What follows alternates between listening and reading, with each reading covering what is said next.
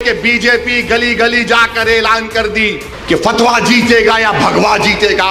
अरे जब सियासत नहीं आता करना तो मत करो। और तुम दावा करते हो कौम का, बहुत बोल सकता हूं, याद रखो मेरी जबान को लगाम नहीं है, तुम्हारा घर से निकलना महाल कर दूंगा मैं यहां पे। मैं ये बात इलेक्शन में बोल सकता था मगर खामोश बैठे रहा, मगर आज मजबूरन बोलना पड़ रहा है।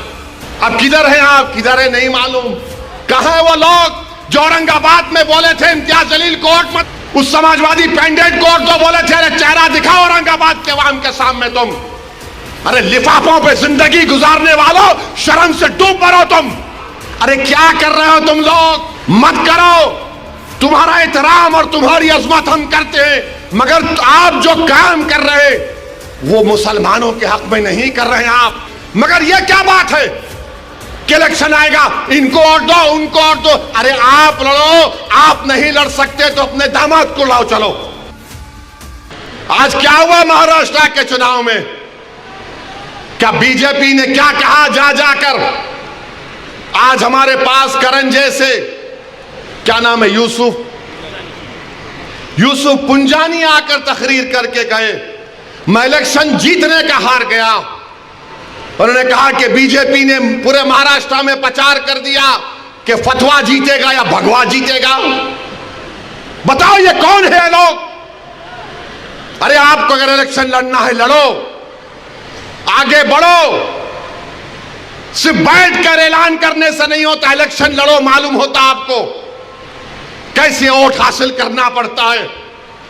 एक आलिम दीन मुफ्ती इस्माइल आपके सामने जो इलेक्शन लड़ रहा भी है, मिंबर रसूल पर आपको अच्छाई को बयान भी करता है और चुनाव भी लड़ता है।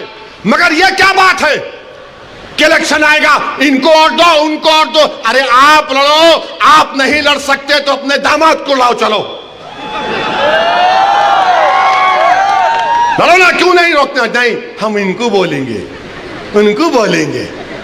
क्या हुआ, आपने बीजेपी को हैंडल दे दिया। यूसुफ पुंजानी कह रहा है कि बीजेपी गली गली जाकर ऐलान कर दी कि फतवा जीतेगा या भगवा जीतेगा। अरे जब सियासत नहीं आता करना तो मत करो, दुआ करो या हिकमत अमली से इख्तियार करो। नहीं, हमको सब चीज होना। देख लिए क्या हुआ। अब किधर है आप, किधर है नहीं मालूम। कहां है वो लोग जो औरंगाबाद में बोले थे इम्तियाज जलील कोर्ट मत, उस समाजवादी पेंडेंट कोर्ट तो बोले थे अरे चेहरा दिखाओ औरंगाबाद के अवाम के सामने तुम। अरे लिफाफों पे जिंदगी गुजारने वालों, शर्म से डूब मरो तुम। मेरे घर को आए थे, मेरे घर को आए थे हैदराबाद को, बगैर बोले हुए घर को आए। मैं वफ की मीटिंग में जा रहा था, पलट मेरा गार्ड फोन करा के साहब इतने लोग आए, मिला घर को। मैं कहा कि मेरा घर इतना बड़ा नहीं है, आप लोग 20 लोग ले लीजिए, को बिठा। वो बात करे, बात करा, लेटर लिख के दिए को, टिकट दो, मला मैं गौर करूंगा। फिर जाने से पहले कि अंग्रेजी कुरान का तर्जुमा जो टर्की छपा हुआ है उसकी 4 कॉपियां इन जिम्मेदारों को दिया कि आप मेरे घर को आए, ये एक अल्लाह के वली की कुरान का तर्जुमा है।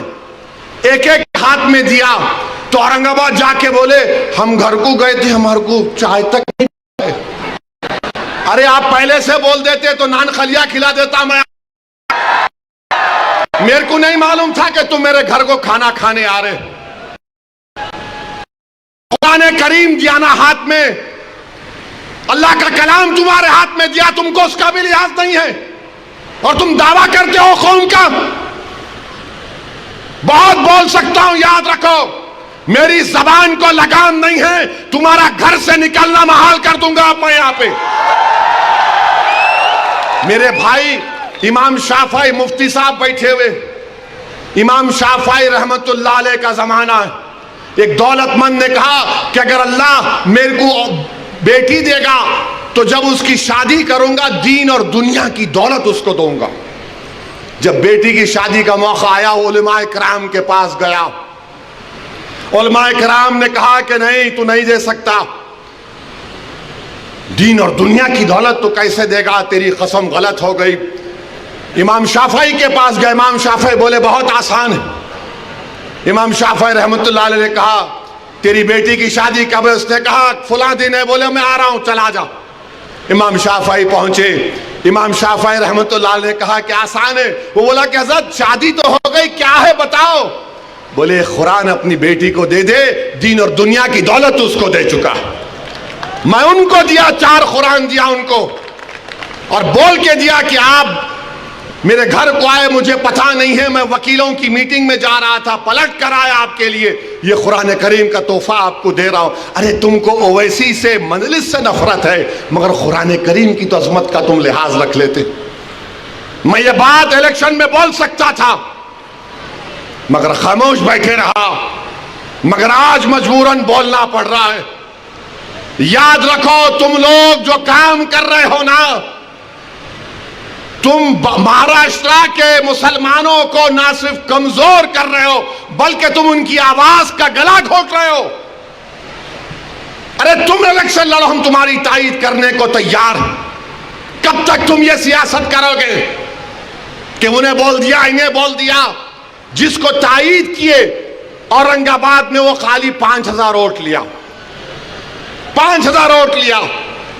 नासिर के खिलाफ कितने वोट लिया उन्हें? 10,000 वोट लिया। और नासिर हारे 8,000 वोट से। जो जिसकी तायीद का ऐलान किया वो 5,000, इम्तियाज जलील हारे 1100 वोट से। धूलिया से फारूक शाह के खिलाफ आपने ऐलान किया, वो 10,000 पे निपट गया। फारूक शाह 70,000 वोट लिए, सिर्फ 1700 वोट लिया वो जालिम, सिर्फ 1700 वोट लिया। फारूक शाह 70,000 वोट लिया। अतीक को आपने तायीद नहीं की, किसी और को बोल दिया। अरे क्या कर रहे हो तुम लोग? मत करो। तुम्हारा एहतराम और तुम्हारी अजमत हम करते हैं, मगर आप जो काम कर रहे हैं वो मुसलमानों के हक में नहीं कर रहे हैं। आपने हैंडल दे दिया बीजेपी को, बीजेपी ने पूरा प्रचार कर दिया, और क्या नतीजा निकला जा आप देखो। कल ये बीजेपी की सरकार अगर कुछ करेगी तो कौन आके लड़ेगा? आप आएंगे रोड पे? यही इम्तियाज जलील, यही फारूक शाह, यही मुफ्ती इस्माइल, यही नासिर सिद्दीकी, यही फारूक शाब्दी, यही वारिस पठान मैदान में उतर के मुकाबला करेंगे। मेरे भाई, पहचानो इन लोगों को। मैं नहीं बोलना चाह रहा था, मगर आज मैं जरूरी है सच्चाई को बयान करने के लिए कह रहा हूं।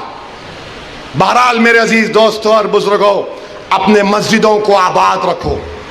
जो लोग मस्जिदों को छीनना चाहते हैं, उसका जवाब क्या है? अपनी मस्जिदों को भरे करो। तुम्हारी जुमे की नमाज फजर की नमाज में उतनी तादाद होनी चाहिए। तुम्हारी मगरिब की जमात में जितने लोग होते उतना जहर में होना चाहिए। दरगाहों को आबाद रखो, खानखाओं को आबाद रखो। दरगाह और खानखाओं पर अल्लाह के नाम पर दिल पर ज़रब मारते रहो। डरने और घबराने की जरूरत नहीं है। जो ताकतें मस्जिदों को छीनना चाहती हैं, अल्लाह कुरान में फरमा दिया, ये सबसे बड़े जालिम हैं, ये सबसे बड़े जालिम हैं। अब ख्वाजा अजमेरी के आस्थाने तक आप पहुंच गए, सलीम चिश्ती के आस्थाने पर पहुंच गए। याद रखो जालिमों, ये वो सूफिया इकराम हैं जो बादशाहों की तरह दौलत नहीं थी।